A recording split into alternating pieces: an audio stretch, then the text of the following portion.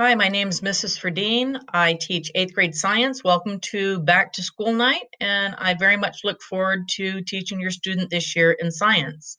My background is in biological sciences. I have a Bachelor of Science from San Diego State.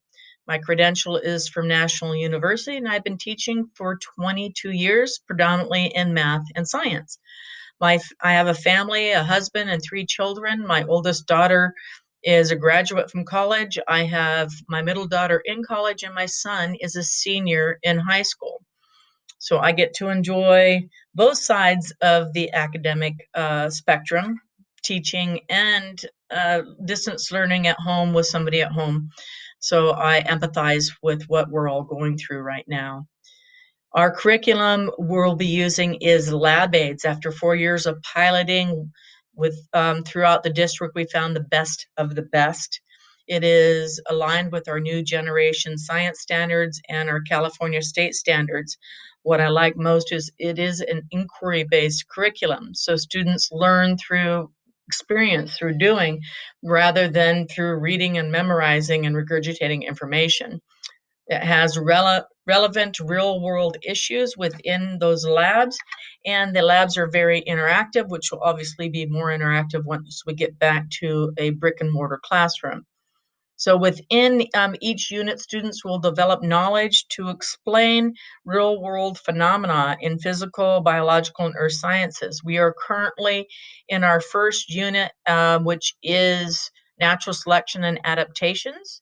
We'll move into earth and space, force and motion next semester, fields and interactions, and waves.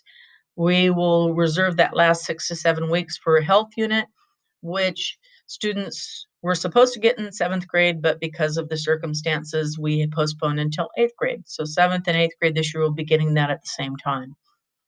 My expectations of the students are this year to develop and use models, plan and conduct investigations, analyze and interpret data through graphs, tables, drawings, and construct explanations using evidence. This is the most important piece here, is the ability to support any idea or conclusion by using evidence from either their lab or reading or prior knowledge. So we'll be working quite a bit on that.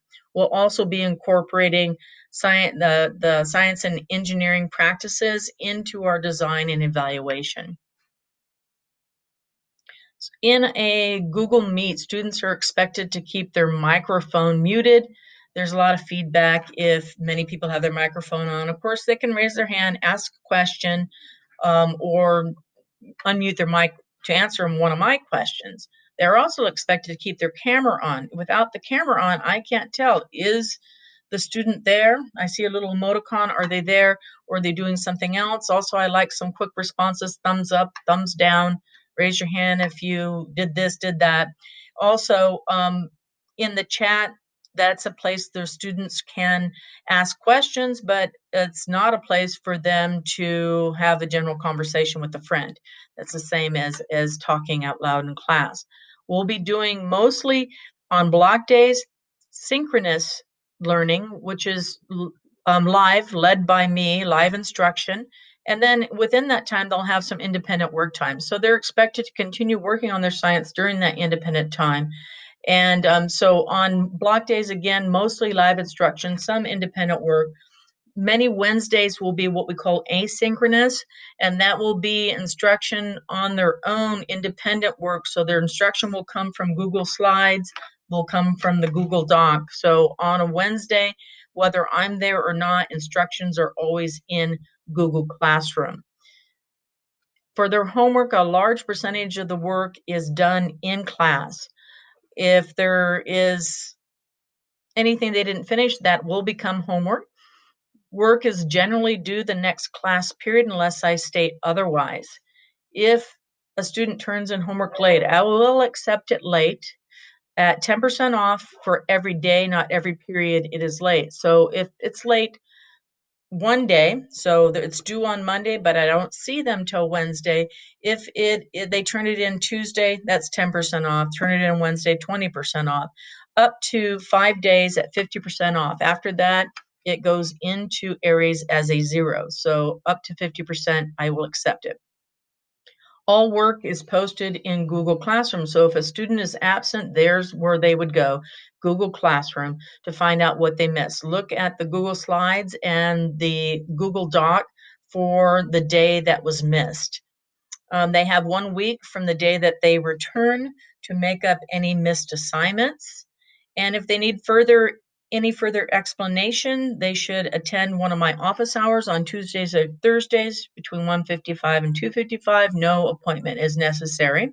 If those don't work out, they can email and ask for an alternate day or time that would be convenient for both them and me. Our grading, 50%, the largest percent of the grading comes from labs and classwork.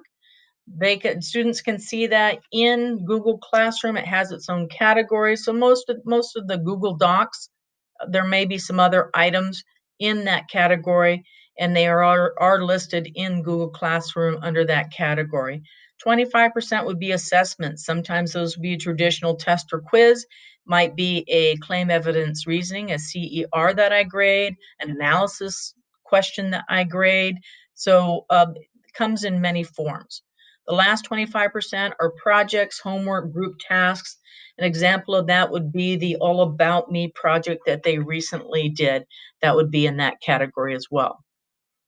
In Google Classroom, first thing to look at, say somebody's absent, the first thing to look at would be what is upcoming, what is due in the very near future is always shown right in the left-hand side of Google Classroom.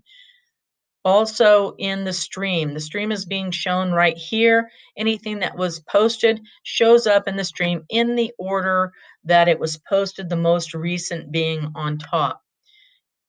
Students should also go and look into Google Classroom, or excuse me, Classwork.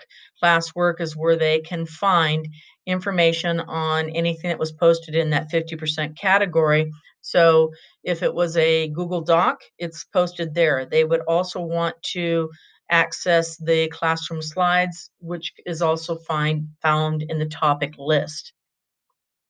So the list of topics are found on the left-hand side.